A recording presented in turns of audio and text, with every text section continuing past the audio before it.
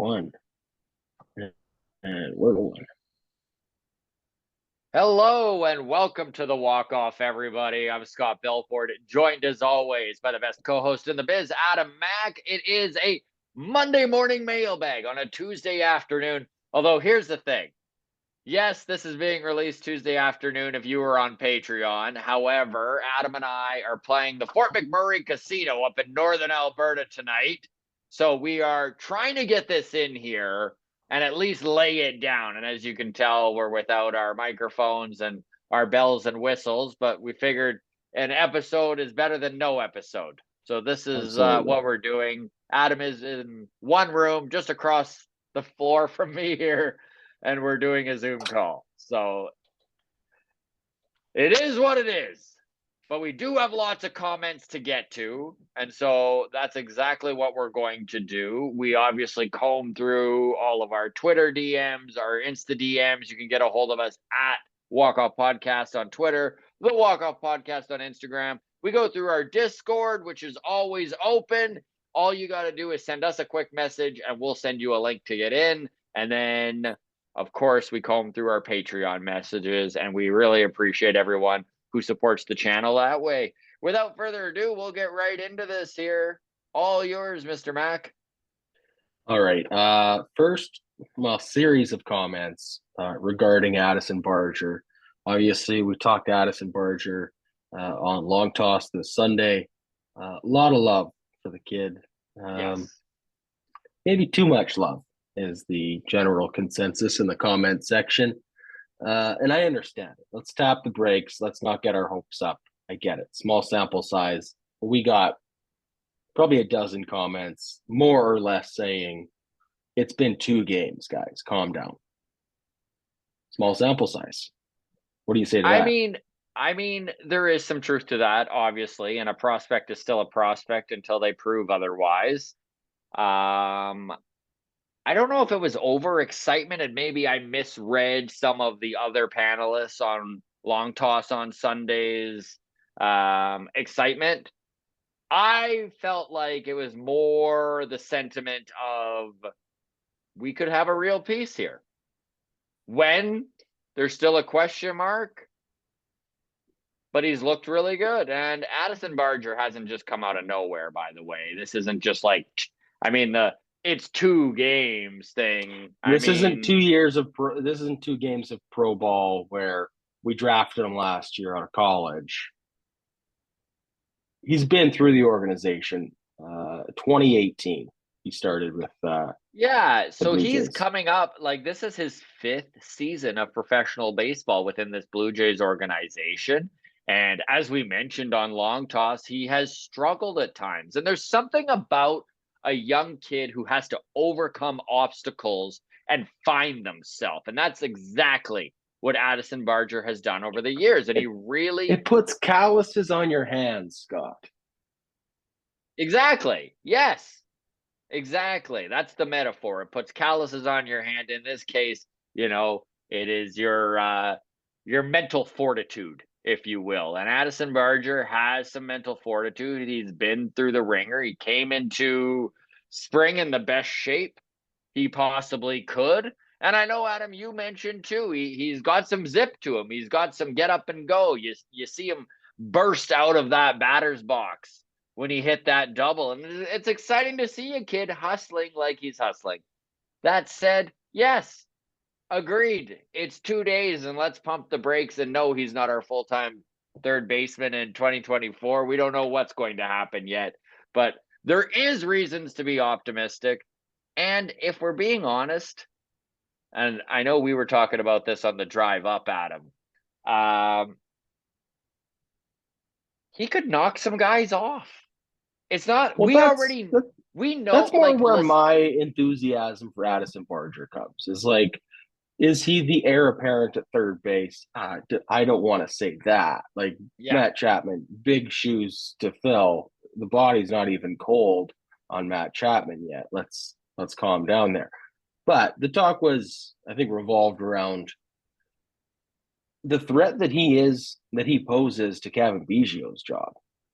And for me, if we're going to talk sample size, that's the measure I care about is that we always catch ourselves, Scott, whenever we're talking anyone, whether it's Santiago Espinal off to a great start, whether it's Alejandro Kirk, Vladdy, and the career that he's projecting to have. We're always quick to catch ourselves on it's a small sample size. But what do we always say? I would rather a small sample size that's encouraging than a small sample size that's discouraging. Absolutely. And So I mean, let's here's just where talk the age of these. Like Whit Merrifield's 33. Kevin Biggio's going on 29 here. Same with Santiago Espinal. And we more or less know what these guys are, right? that's where I'm at. With the sample size talk is look, Addison Barger, great season last year across all three levels. Started in Vancouver, went to New Hampshire, finished the season in Buffalo for eight games. He played 69 in Vancouver, hit 300. Got promoted to Double A, hit even better, hit 313. Went to Triple A, end of the season, hit 355 with a slugging in the 500s all the way along, by the way. So now, yes, that isn't eight still, games in AAA, but sure. Still. Look, it's 120 games across all levels last year. And yeah, I know it's minor leagues, but if we're talking about Kevin Biggio's job, this is where it's like, okay, it's a small sample of Addison Barger that is very encouraging versus 300 plus career games out of Kevin Biggio that has gotten him to a 228 career batting average. Mm-hmm. All I'm saying is one guy shows electric upside. The other guy, we know what he is. Yes. And it's just the comparable of like, these are left-handed hitting utility guys, right? Where again, I'm not saying that Addison Barger, we should pencil him in as our third baseman next year. I'm saying we should see what we got in the kid. Yes. And the ceiling is higher at this point in both careers on Addison Barger than it is for Kevin Biggio. Kevin Biggio's ceiling feels like Santiago Espinal, and maybe not even that. Am I off on Kevin Biggio? No. I've been a Kevin Biggio apologist the life of this show. For 4 seasons we've been doing this podcast, and I've been saying Kevin Biggio, and I've been apologizing for him. And we got once he gets healthy, once he gets right, we're 335 games in, 228 batting average with a OPS of 740, and it's been well under 700 for the last 2 seasons. So every season there is a prospect that isn't the highest touted prospect, maybe isn't on that top 100 baseball American prospect list, that comes out and does some big things for their team. Michael Harris II with Atlanta is a great example last year. And what gave Michael Harris the chance to do what he did? An opportunity. And that's all that I want to get to with Addison Barger is there is an opportunity for him to get some playing time in Toronto and to actually, if he succeeds, be given some leeway to bump some guys off. Not every prospect has that opportunity. There's not a hole in this roster for every guy coming up, but Barger is a dude who could truly play his way onto this team. Kevin Biggio's numbers from last, because here's my argument for keeping Barger in AAA, despite whatever he is showing in spring training, right? Again, small sample size, sure. But if he's going to show the kind of athleticism that he's been showing, like explosive speed, the hustle is there, right? The only reason I would want to keep him in AAA is because of like, if he's not going to play regularly, right? Mm-hmm. You'd rather him get reps in AAA than just sit on the bench and be a Otto Lopez for the Blue Jays. Yes. Right? That is no good for his development. But again, Kevin Biggio is a comparable. 97 games last year, 300 plate appearances, 202 batting average. Mm-hmm. That's 97 games I'd at this point rather at least try Addison Barger in. Would you not agree No, with I me agree. there? Like you know, 100%, maybe he struggles 100%. through April and May, and then you go, what? You know what? Addison Barger's hitting 185. Let's send him back down, and then Yeah. it is what it is. But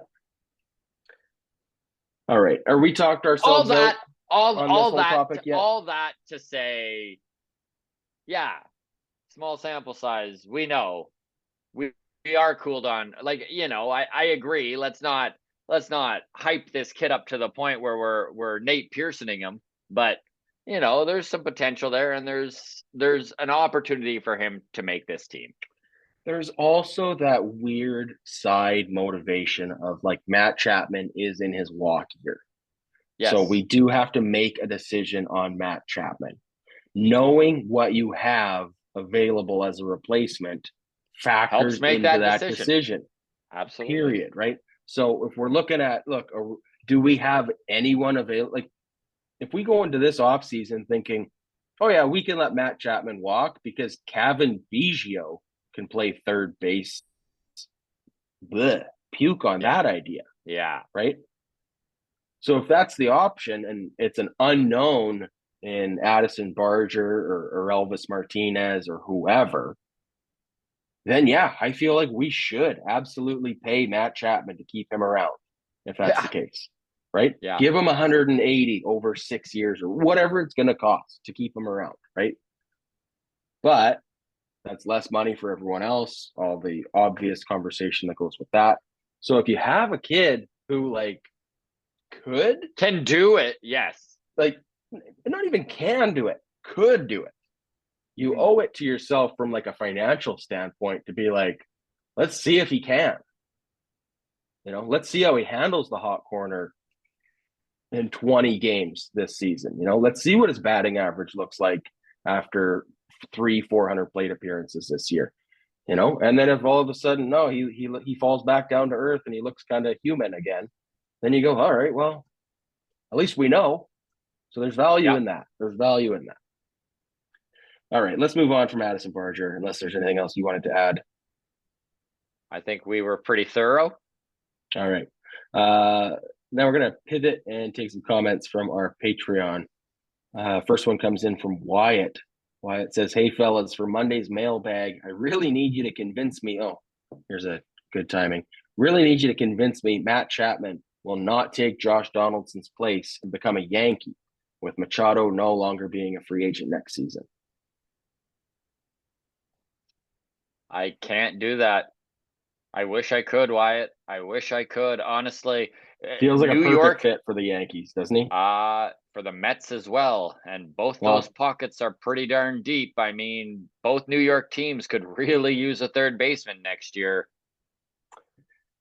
So that's my only argument for maybe he's not a Yankee is he'll hopefully be a Met if he's not a Blue Jay for whatever that's worth. I mean, we just saw they have a Carlos Correa sized contract available to spend. I don't think Matt Chapman gets a Carlos Correa sized contract, but no, the $200 million he gets will be a bargain to Steve that's Cohen what I and mean, the right? It's going to be so appetizing. That being said, does it ever seem like a left-handed hitting power hitter with that short right field porch in Yankee Stadium would fit in nicely? Yeah, especially with the batting of the shift. Makes me sick. Josh Donaldson, I think, is still with the Yankees this year. Going to be 100 years old next year. They're going to need a replacement at third base. Matt Chapman just makes so much sense. Look, I hope he hits 50 bombs this year and wins an MVP and then gets $300 million from someone that's not the Blue Jays. And I hope he has a World Series ring to show off as well. I think that would be just lovely. There's no way I'd rather see Matt Chapman go elsewhere than with a World Series ring on his finger. Love it. All right. Thanks for the comment, Wyatt, and the support on Patreon. Next one comes in from Patreon as well. Dunedin Bob. Mr. Bob, I love it. Pretty sure Bob dates back to year one with us. Yes, he does. He was with us when we were horrible. You mean yesterday? I know someone's going to comment, oh, you mean today?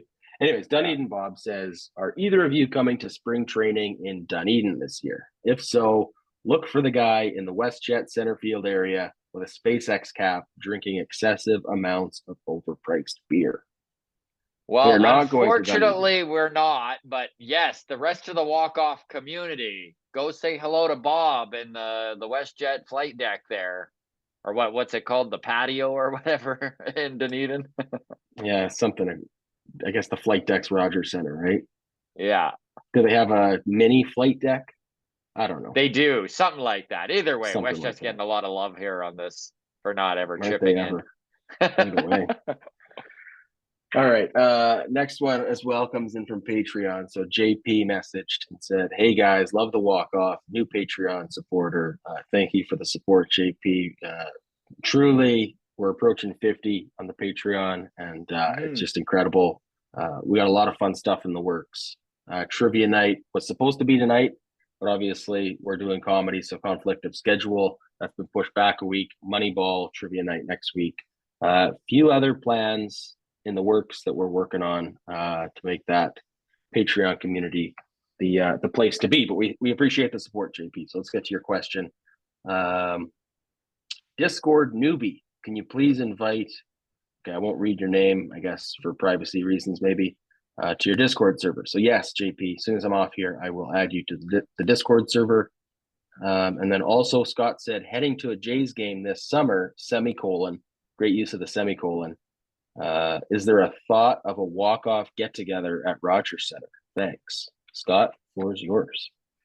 That is just so great to hear, because Adam and I on the drive up were bouncing some ideas off about maybe doing some live podcasts in Toronto in June. We don't have a date exactly lined up. We're not sure exactly the ins and out of this, but we would love to hear if there's some interest here from you folks in the GTA. Feel free to drop a comment below. But I think meetup at Rogers Center.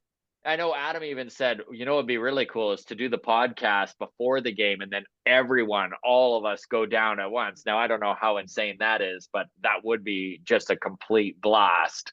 So yes, are there things in the works? Yes, there are. And hopefully we have more details for you in the coming weeks. Now, you mentioned if there's folks in the GTA area.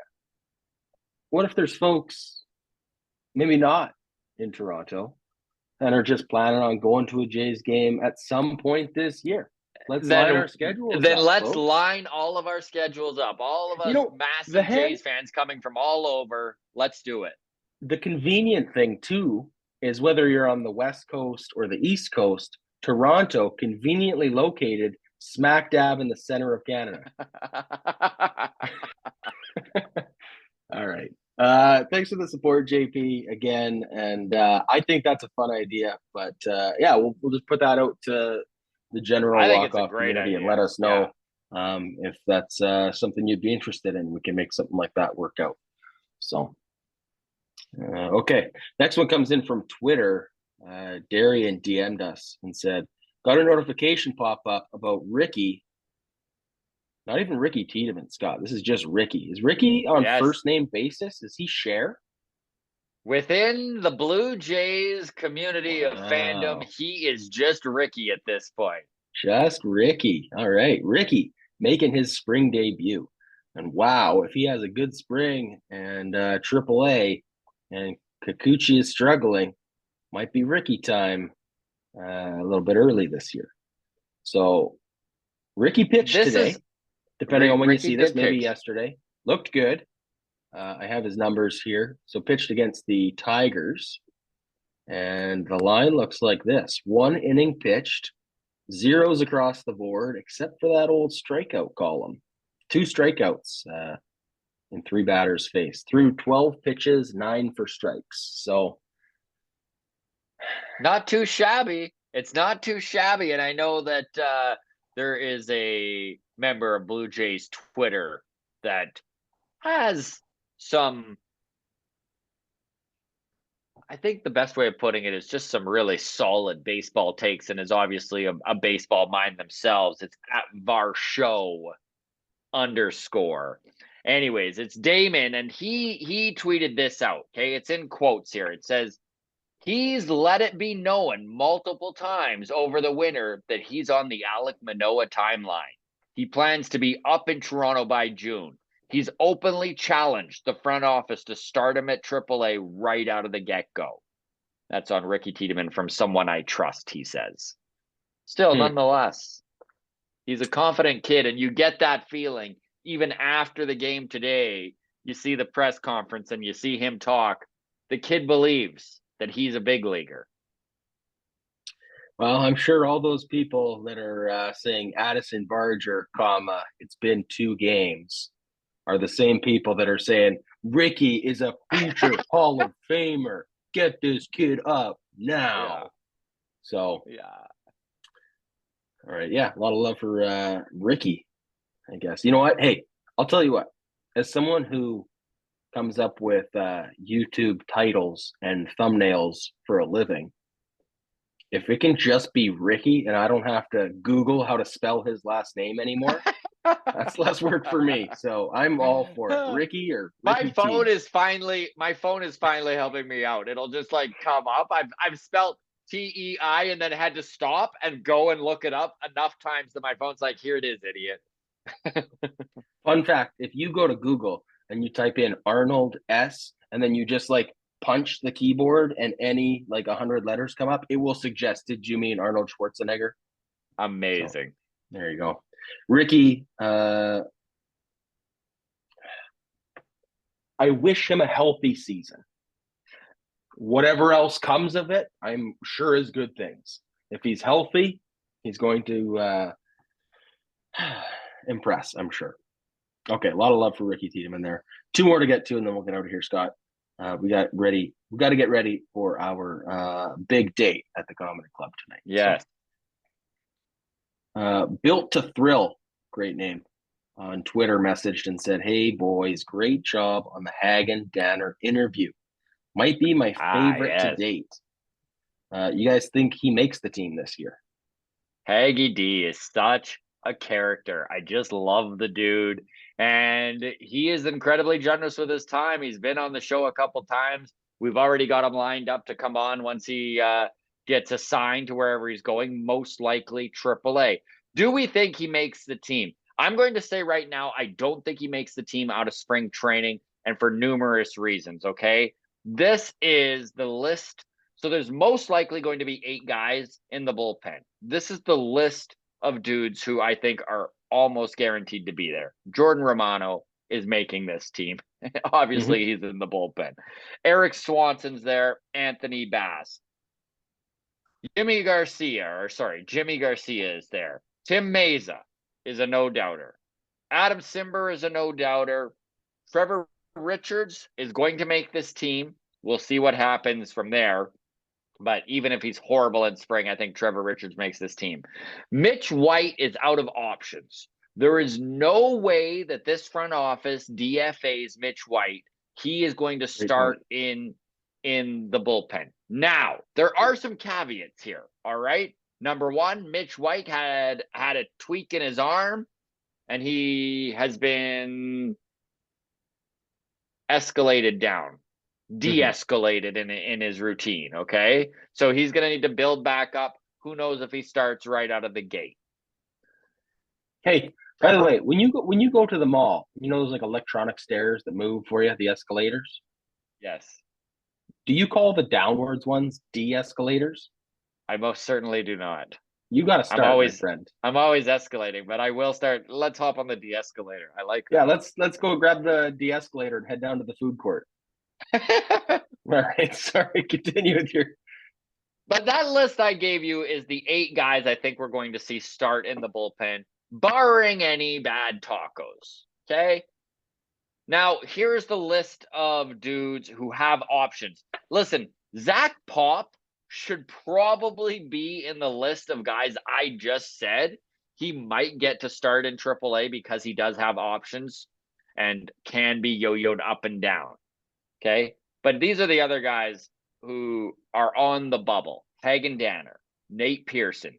Chad Green is injured right now, but he's coming back probably July or August. Thomas Hatch is going to be a dude on the bubble.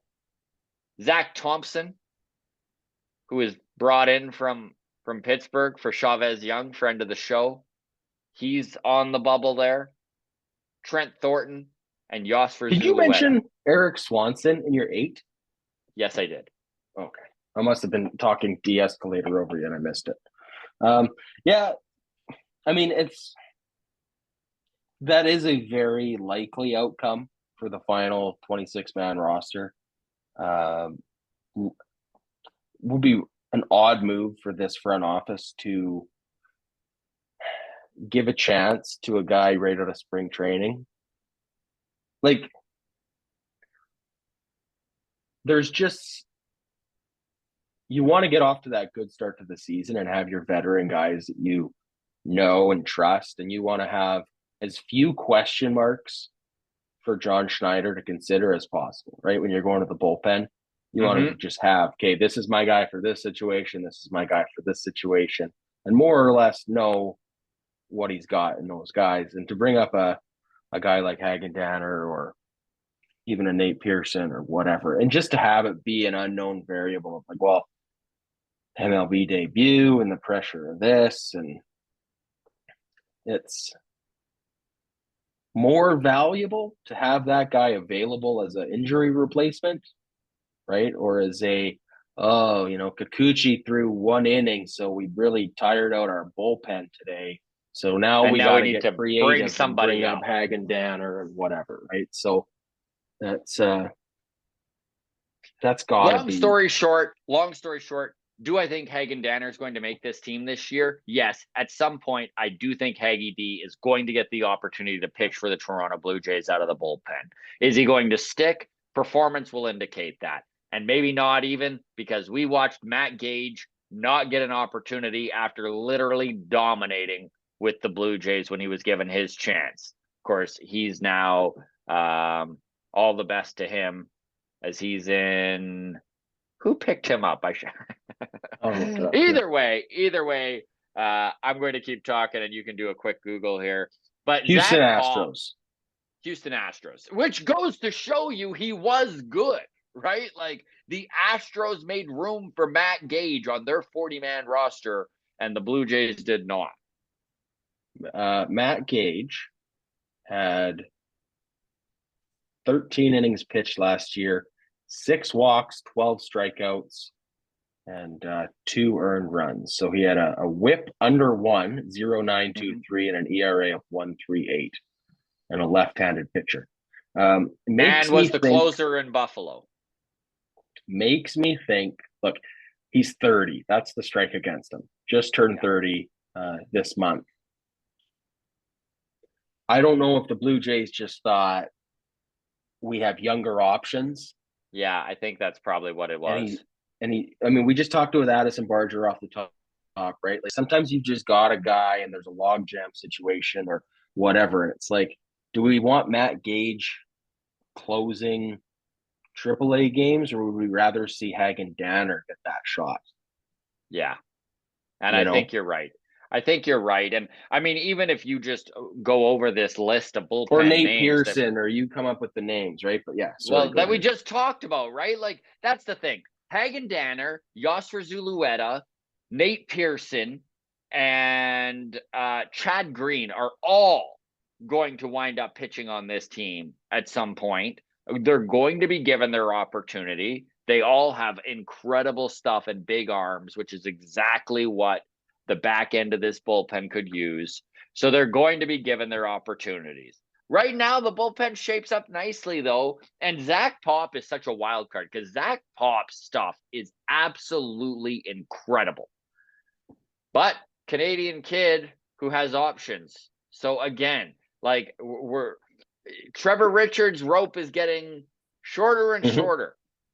But again, Trevor Richards has, if not the best changeup in all of baseball. It is a top 3 pitch, and that's why he's still on this team. It is why this organization has refused to DFA him when there were plenty of opportunities, and probably even maybe should have last year over some of the guys they did. However, they're going on his track record. They're going on what he did for this team in 2021. and they're hoping that he can return to the form that he was in, which was a whip just over 1 and an ERA around 3.5.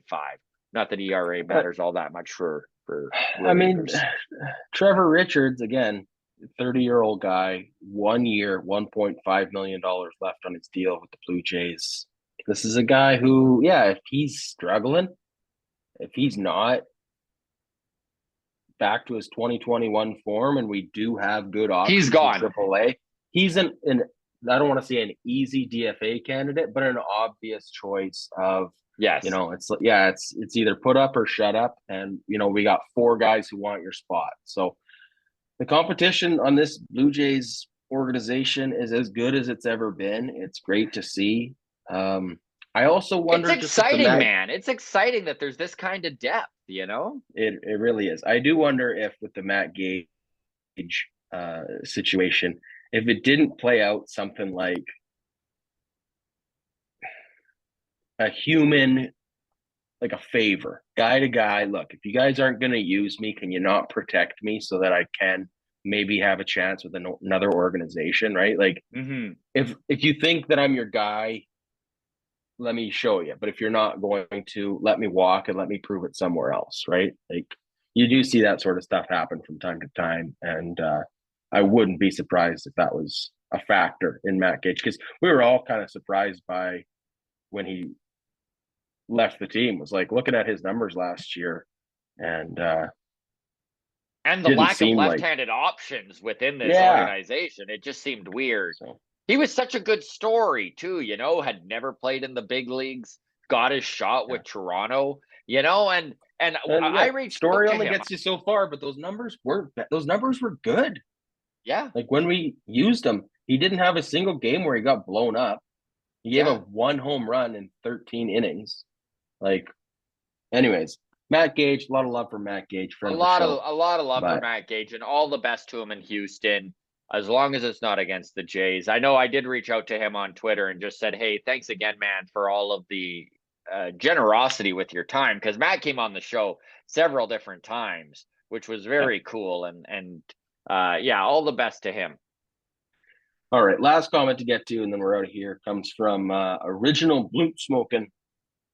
Posted one of Keegan Matheson's tweets ranking the Blue Jays top 30 prospects. By the way, Keegan Matheson coming on the show next week. He is joining us on Monday. So MLB.com reporter, and of course, born and bred East Coaster, Halifaxer for life. So Keegan Matheson joining us. Excited for that. There you go. So Keegan Matheson had a tweet ranking his top 30 Blue Jays, and Original Blunt Smoking here just wanted to say, I'm honestly a bit shocked that Barriera is a top 2, considering he hasn't pitched a single professional inning. Makes me think the scouts are in love with his stuff. Brandon Barriera is right next to Ricky Tiedemann in this organization. And if he can make some of the same steps that Tiedeman did last year, I think we're going to see a lot of hype around this kid. He's got incredible stuff. And when it comes to this Blue Jays organization, they have always leaned a little bit more towards drafting college players. Just a little bit more experience, a little bit more life experience even, and maturity as young men. But Barriera and Tiedeman were high school draftees, drafted at 18, needed a lot of development, and it's working out. Both of them could be very, very integral pieces to this organization going forward to the future, and that's the dream. And I know, Adam, when we had Jeff Blair on the show, remember when he was talking about the pitching lab, and that Ricky Tiedemann is really the first pitcher that is coming out of the lab? And what he means by that is that the amount of technology, the amount of work, one-on-one, the facility is so incredible and has allowed them to do some things where they're almost manipulating the development in certain ways, right? So we talked about Ricky Tiedemann only having 78 innings of pro ball experience. And Jeff Blair said, but you know what? He's kind of the first lab pitcher this Jays organization has developed. And maybe they don't want to waste bullets in the minor league if he looks like he can do it.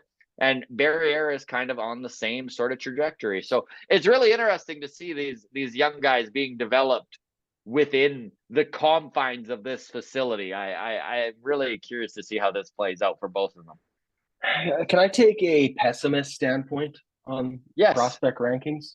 I always am dismissive of anyone ranked highly that we just drafted or that we just acquired. There is a recency bias, maybe. I don't know. There is a tendency to err on the side of optimism and what could be, you know, like he's our first round draft pick from this past year.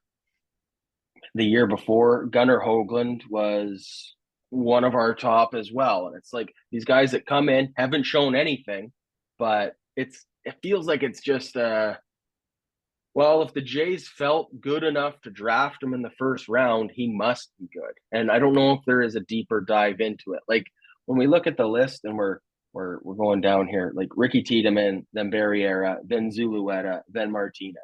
Like has Barriera, well, he hasn't done anything to overtake Yosver Zulueta, right? He's younger. That's about it. Other than he's a high draft pick. Yeah. So I don't know. Whenever I scroll down the list and I go, oh yeah, CJ Van Eyck was a top 10 prospect 3 years ago, right? He had an injury plagued season that's kind of taken him off of the radar or whatever. But like, this is how, you know, these guys just, their prospect rankings get inflated because they were taken at a high point of the draft. No, I agree with you for sure. It's just it's an easy way to ranking 30 guys. And look, we had this issue with Anthony Recker when he had his beef or his whatever the issue was with Alek Manoah, where he's like nitpicking Alek Manoah's size and his work ethic in the gym and whatever. It's like when you're splitting hairs among the best of the best, it's just a differentiator is all you're looking for, right? So I kind of feel like that's where we're at with prospects, where it's like, well, Tiedeman looks great, Zulueta looks great, Barriera looks great. Well, he was drafted in the first round. He's the new guy. Let's put him close to the top. Like, yeah, you know, I don't know. Maybe Semro Burst should be a top 5 prospect, but I mean, he's sitting at number 7, and he sure looked good today. What was it? 2 innings. 2 strikeouts in front of me now. Either way, walk or something. But. Either way, Semro Burst is another pitcher to be really excited about within this Blue Jays organization, and he's 21 years old and has been pitching with this team since he was 18, an international free agent out of the Netherlands. Of course, friend of the show, he's been on a couple times, and knock on wood, hopefully returns. So, yeah, a lot of pitching prospects to be excited about in this Blue Jays organization for the first time in a long time. Pitching was always kind of the place where they were all about middle infielders. That's where their big success was. So it's good to see this. All right. Well, let's wrap it up there, Scott. Sounds good. Let's wrap it up there. Thank you so much, everybody, for listening. If you're on Patreon, of course, we truly appreciate you. To everybody else, we appreciate you as well, obviously. Feel free to join the Discord. All you got to do is shoot us a DM and we'll send you a link. At Walk Off Podcast on Twitter, the Walk Off Podcast on Instagram. All the best, everybody. We will see you tomorrow. Cheers. Have a good night, Dad.